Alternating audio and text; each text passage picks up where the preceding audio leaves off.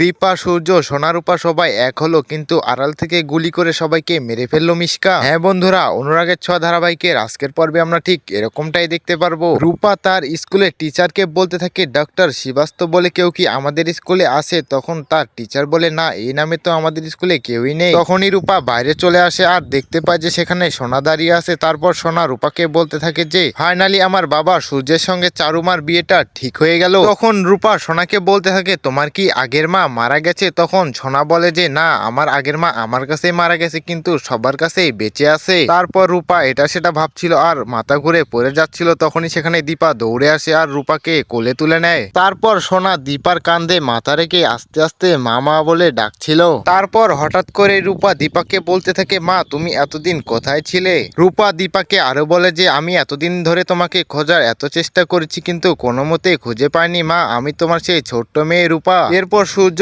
সোনা, রূপা সবাই দৌড়ে গিয়ে দীপাকে জড়িয়ে ধরে বলতে থাকে, আজকে আমরা সম্পূর্ণ ফ্যামিলি একসঙ্গে হলাম। অন্যদিকে মিশকা দেয়ালের আড়াল থেকে একে একে সবাইকে গুলি করে মারতে থাকে। এটা দেখে রূপা অনেক চিৎকার করে ওঠে। তারপর রূপা ভাবতে থাকে, এতদিন পর আমি আমার বাবা মাকে ফিরে পেলাম আর আজকে তাও হারিয়ে ফেললাম। তো ভিউয়ার্স, এই ছিল অনুরাগের ছোঁয়া ধারাবাহিকের ভিডিও।